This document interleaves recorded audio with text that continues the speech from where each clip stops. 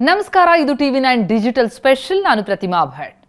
ಎಲ್ಲ ಶಿಕ್ಷಕರು ನೋಡಲೇಬೇಕಾದಂತಹ ಸ್ಟೋರಿ ಇದು. ಯಾಕಂದ್ರೆ ಶಿಕ್ಷಕರು ಅರ್ಹತಾ ಪರೀಕ್ಷೆಯನ್ನ ಪಾಸ್ ಆಗಲೇಬೇಕಿದೆ.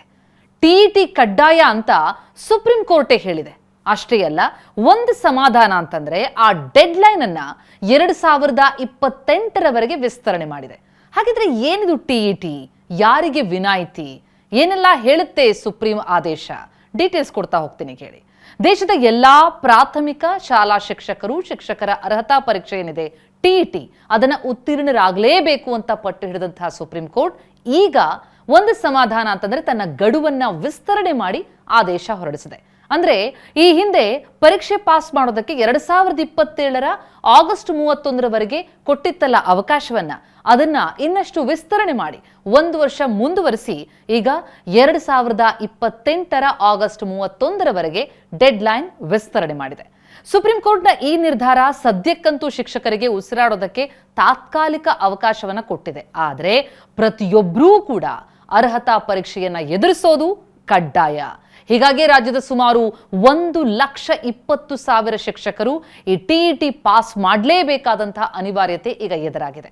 ನ್ಯಾಯಮೂರ್ತಿ ಜೆ ದೀಪಂಕರ್ ದತ್ತ ಹಾಗೂ ನ್ಯಾಯಮೂರ್ತಿ ಜೆ ಮನಮೋಹನ್ ಅವರಿದ್ದಂತಹ ಸುಪ್ರೀಂ ಕೋರ್ಟ್ನ ಪೀಠ ಕಳೆದ ವರ್ಷ ಸೆಪ್ಟೆಂಬರ್ನಲ್ಲಿ ಮಹತ್ವದ ಆದೇಶವನ್ನು ಹೊರಡಿಸಿತ್ತು. 2011ರಲ್ಲಿ ಜಾರಿಗೆ ಬಂತಲ್ಲ ಮಕ್ಕಳ ಶಿಕ್ಷಣ ಹಕ್ಕು ಕಾಯ್ದೆ, ಅದರ ಅನ್ವಯ ಈ ಪರೀಕ್ಷೆಯನ್ನ ಕಡ್ಡಾಯಗೊಳಿಸಲಾಗಿತ್ತು.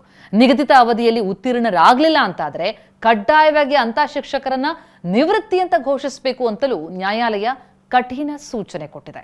ರಾಷ್ಟ್ರೀಯ ಶಿಕ್ಷಕರ ಶಿಕ್ಷಣ ಪರಿಷತ್ ಏನಿದೆ NCTE, ಅದರ ನಿಯಮಾವಳಿಯ ಪ್ರಕಾರ ಗುಣಮಟ್ಟದ ಶಿಕ್ಷಣವನ್ನ ಖಚಿತಪಡಿಸಿಕೊಳ್ಳೋದಕ್ಕೆ ಪ್ರಾಥಮಿಕ ಮತ್ತು ಪ್ರೌಢಶಾಲಾ ಶಿಕ್ಷಕರಿಗೆ ಈ ಟೀಚರ್ಸ್ ಎಲಿಜಿಬಿಲಿಟಿ ಟೆಸ್ಟ್ ಏನಿದೆ ಅರ್ಹತಾ ಪರೀಕ್ಷೆ, ಅದು ಕಡ್ಡಾಯ ಆಗಿದೆ. ಸುಪ್ರೀಂ ಕೋರ್ಟ್ನ ಈ ನಿರ್ಧಾರ ಮತ್ತು ಗಡುವು ವಿಸ್ತರಣೆ ಈಗಾಗಲೇ ಸೇವೆಯಲ್ಲಿರುವ ಆದರೆ ಇನ್ನೂ ಟಿಇಟಿ ಪಾಸ್ ಮಾಡದೇ ಇರುವಂತಹ ಶಿಕ್ಷಕರಿಗೆ ಒಂದು ಮಹತ್ವದ ಅವಕಾಶ, ಜೊತೆಗೆ ಕೊನೆಯ ಎಚ್ಚರಿಕೆ ಕೂಡ ಹೌದು.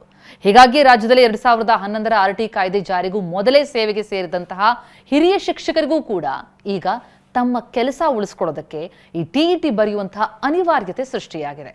ಏನಿದು ಟಿಇಟಿ ಪರೀಕ್ಷೆ? ಪ್ರಾಥಮಿಕ ಮತ್ತು ಪ್ರೌಢಶಾಲಾ ಶಿಕ್ಷಕರಾಗೋದಕ್ಕೆ ಅಭ್ಯರ್ಥಿಗಳಿಗೆ ಈ ಅರ್ಹತಾ ಪರೀಕ್ಷೆ ಏನಿದೆಯಲ್ಲ ಅದು ಕಡ್ಡಾಯ. ಕೇಂದ್ರ ಮತ್ತು ರಾಜ್ಯ ಸರ್ಕಾರಗಳು ವರ್ಷಕ್ಕೆ 2 ಬಾರಿ ಈ ಪರೀಕ್ಷೆಯನ್ನ ನಡೆಸಬೇಕಾಗತ್ತೆ. SLC ಮೇಲ್ಪಟ್ಟ ವಿದ್ಯಾರ್ಹತೆ ಹೊಂದಿರೋರು ಅಂದ್ರೆ D.Ed, B.Ed ಅಥವಾ ತತ್ಸಮಾನ ಪದವಿ ಏನು ಪಡೆದಿರ್ತಾರೆ ಅವರು ಕೂಡ ಇದನ್ನ ಬರೀಬಹುದು.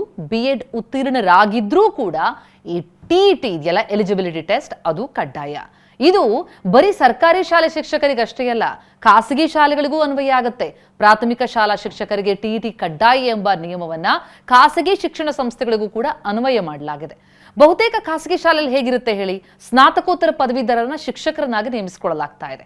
ಆದರೆ ಅಂತಹ ಶಿಕ್ಷಕರಿಗೆ ಮಕ್ಕಳ ಮನೋಭಾವವನ್ನು ಅರಿತು ಬೋಧನೆ ಮಾಡುವಂತಹ ಕೌಶಲ್ಯ ಇದೆಯಲ್ಲ ಅದು ಕಡಿಮೆ ಇರುತ್ತೆ ಅನ್ನೋದು ಸುಪ್ರೀಂ ಕೋರ್ಟ್ನ ಅಭಿಪ್ರಾಯ.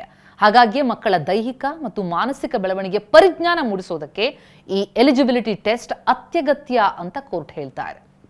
ಕರ್ನಾಟಕದಲ್ಲಿ ಶಾಲಾ ಶಿಕ್ಷಣ ಮತ್ತು ಸಾಕ್ಷರತಾ ಇಲಾಖೆ ಏನಿದೆ ಪ್ರತಿ ವರ್ಷ KRTET ಪರೀಕ್ಷೆಯನ್ನು ನಡೆಸುತ್ತೆ. ಇದರಲ್ಲಿ 2 ಪತ್ರಿಕೆಗಳಿರುತ್ತೆ, ಒಟ್ಟು 150 ಅಂಕಗಳಿಗೆ ನಡೆಯುತ್ತೆ. ಅದನ್ನು ಬರೀಲೇಬೇಕಿದೆ. ಈ ಹಿಂದೆ ಟಿಇಟಿ ಪ್ರಮಾಣ ಪತ್ರದ ಮಾನ್ಯತೆ ಇದೆಯಲ್ಲ ಅದು ಬರೀ 7 ವರ್ಷಕ್ಕಿತ್ತು. ಆದರೆ ಕೇಂದ್ರ ಸರ್ಕಾರದ ನಿಯಮಾವಳಿಗಳ ಪ್ರಕಾರ ಈಗ ಟಿಇಟಿ ಪ್ರಮಾಣ ಪತ್ರದ ಮಾನ್ಯತೆಯನ್ನ ಲೈಫ್ ಟೈಮ್ ವ್ಯಾಲಿಡಿಟಿ ಅಂದ್ರೆ ಜೀವಿತಾವಧಿಗೆ ವಿಸ್ತರಿಸಲಾಗಿದೆ. ಅಂದ್ರೆ ನೀವು ಒಮ್ಮೆ ಟಿಇಟಿ ಪಾಸ್ ಮಾಡಿದ್ರೆ ಸಾಕು, ಅದು ಜೀವನ ಪೂರ್ತಿ ಮಾನ್ಯತೆಯನ್ನು ಹೊಂದಿರುತ್ತೆ. ಆದರೆ ಬರೀಲೇಬೇಕು ನೀವು ಶಿಕ್ಷಕರಾಗಿ ಉಳಿಬೇಕು ಅಂತಂದ್ರೆ. ಸಾಮಾನ್ಯವಾಗಿ ಕರ್ನಾಟಕ ಶಾಲಾ ಶಿಕ್ಷಣ ಇಲಾಖೆ ಪ್ರತಿ ವರ್ಷ ಮೇ ಜೂನ್ ತಿಂಗಳಿನಲ್ಲಿ ಟಿಇಟಿ ಅಧಿಸೂಚನೆ ಹೊರಡಿಸುತ್ತೆ. ಆಗಸ್ಟ್ ಸೆಪ್ಟೆಂಬರ್ ಅವಧಿಯಲ್ಲಿ ಪರೀಕ್ಷೆಯನ್ನು ನಡೆಸುತ್ತೆ. ಆದರೆ ಇಲ್ಲೊಂದು ವಿನಾಯಿತಿ ಇದೆ. ಈ ಪ್ರಾಥಮಿಕ ಶಾಲಾ ಶಿಕ್ಷಕರಾಗಿ ಸೇವೆ ಸಲ್ಲಿಸೋದಕ್ಕೆ ಇನ್ನೂ 5 ವರ್ಷಕ್ಕಿಂತ ಕಡಿಮೆ ಅವಧಿ ಬಾಕಿ ಇರುತ್ತಲ್ಲ, ಅಂದ್ರೆ ನಿವೃತ್ತಿಯ ಅಂಚಿನಲ್ಲಿರ್ತಾರಲ್ಲ, ಅಂತವರಿಗೆ ಈ ಟಿಇಟಿ ಕಡ್ಡಾಯದಿಂದ ವಿನಾಯಿತಿಯನ್ನು ಕೊಡಲಾಗಿದೆ. ಉಳಿದವರೆಲ್ಲರೂ ಕೂಡ ಶಿಕ್ಷಕರಾಗಿ ನಿಮ್ಮ ವೃತ್ತಿಯನ್ನ ಮುಂದುವರಿಸಬೇಕು ಅಂತಂದ್ರೆ ಅಥವಾ ಶಿಕ್ಷಕರಾಗೋದಕ್ಕೆ ಬಯಸಿದ್ರೆ ಟಿಇಟಿಯನ್ನ ಕಡ್ಡಾಯವಾಗಿ ಬರೀಲೇಬೇಕು. 2028ರ ಆಗಸ್ಟ್ ಒಳಗೆ ಬರೆಯೋದಕ್ಕೆ ಮರಿಬೇಡಿ. ನಮಸ್ಕಾರ.